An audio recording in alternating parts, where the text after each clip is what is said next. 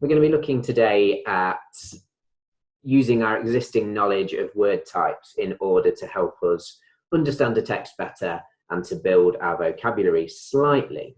To be able to do that, we're going to need to understand a couple of different word types. I know most of you will know this already. It's just a bit of a recap to help you, for those of you at home that might have, in all of the chaos and the madness of the change of situation, may have forgotten some of these. It will act as a nice recap.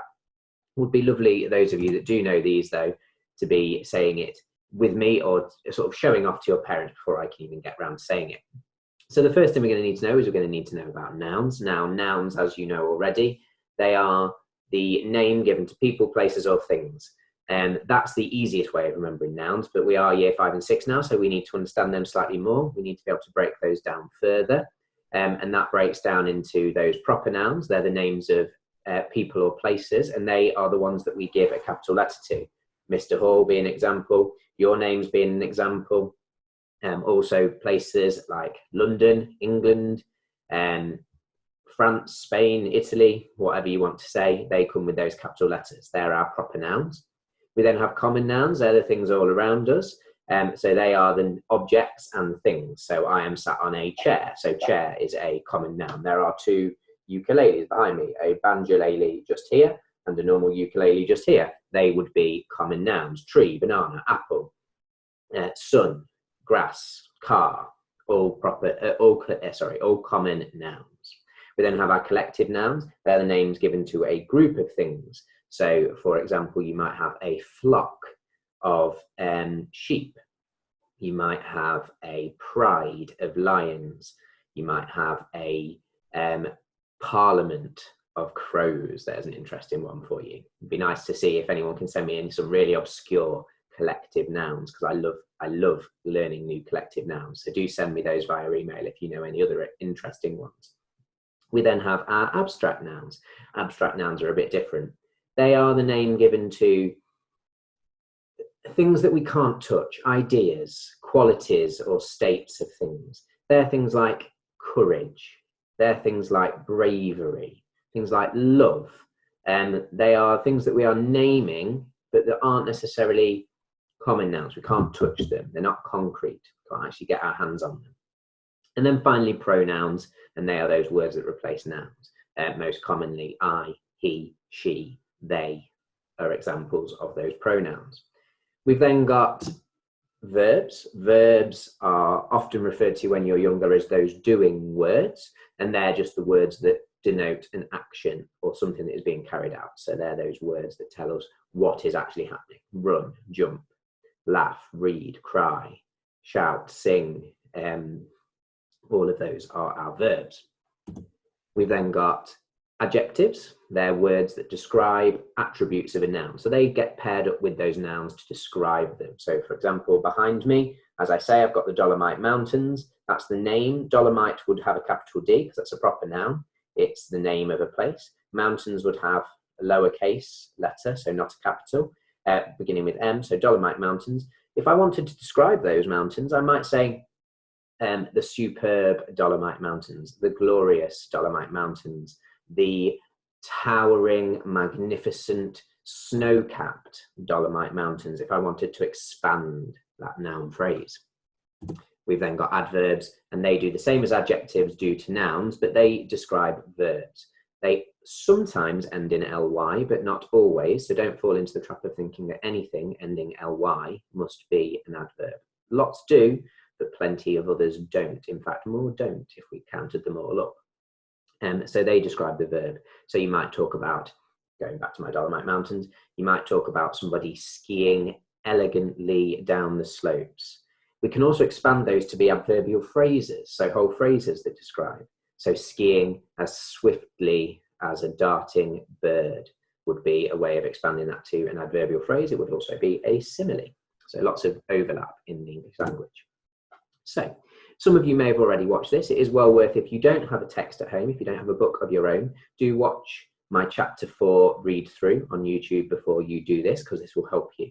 What we're doing today is we're using those skimming and scanning techniques to find words we might not be sure of. When we skim and scan, remember, we don't read the whole thing. We don't read it slowly word by word. We just skim through as quickly as possible. So if I have a quick skim and scan of that section, and by all means pause the video here if you want to have a quick skim and scan of that section. As I skim and scan through there, I think most of those words, I think most of those are words that everyone will be fairly familiar with. The only one that I can notice that might get a few people or might not be known is maybe flustered. Now, flustered, there's two things that I notice about flustered straight away. Firstly, I notice that it comes before the noun, footsteps.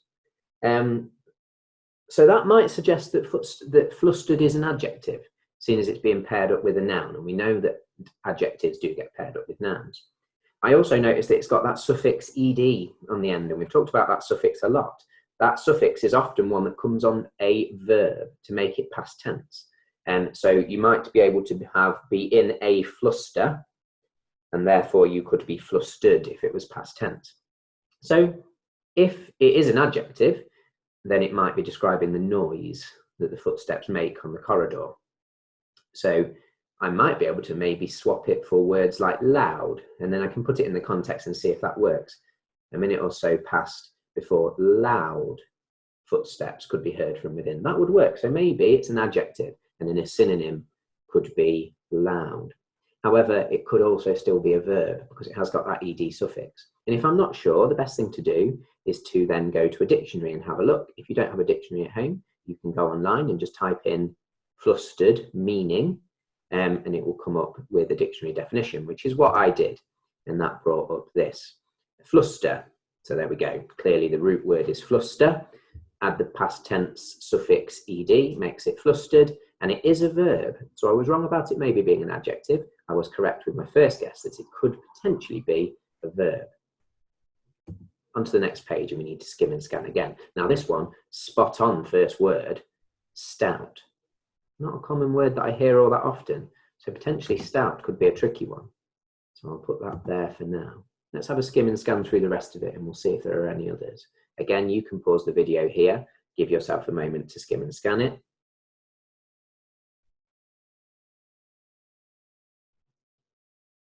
Yeah, I think that section's actually not too bad. I think stout is probably one of the only words you're going to get there that you might not have, that you might have some difficulty with.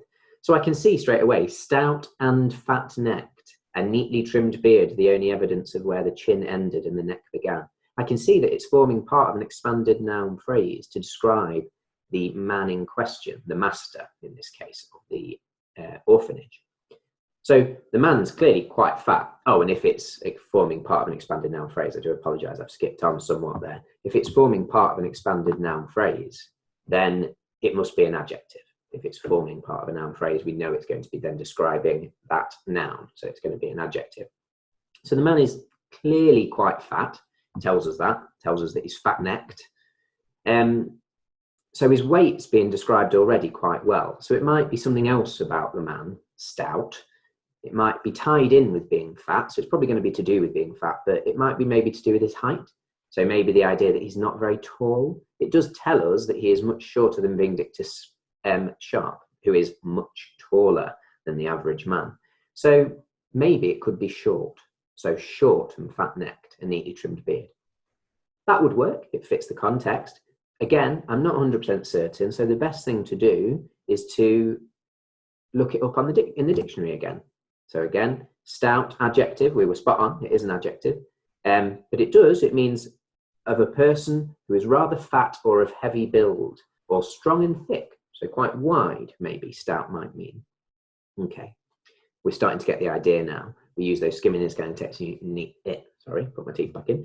We use those skimming and scanning techniques to work out which words we're not sure of, and then we use our knowledge of the 4 different word types, the 4 main word types, to work out what type of word it might be. Now, on this one, there are quite a few. So I recommend that you pause here and have a quick skim through and find any words that you're not sure of. I'll give you a moment to do that. Okay, hopefully those of you that are going to pause have paused there, and you can now follow on and read through to see, we can now look, should I say, to see which ones we might not be sure of. There's quite a few in this one, and they're a little bit trickier, some of these words. So the ones that stood out to me were stigma, just there. Stigma is a tricky word, but it comes after the adjective attract. If it's coming after an adjective, that probably means it's going to be a noun. I'm fairly confident that will be a noun. What it might mean, I'm not sure, because nouns are difficult to find a definition for by interchanging words. For example, you couldn't just look at the word banana in a sentence. The boy ate a delicious banana. See delicious, see the word banana and go, well, it must be a noun. So I must be able to replace that with another food. The boy ate a delicious pineapple. A pineapple and a banana are not the same thing. There can't be synonyms for some nouns. So I have to turn to a dictionary for this one. Stigma, noun, we were spot on.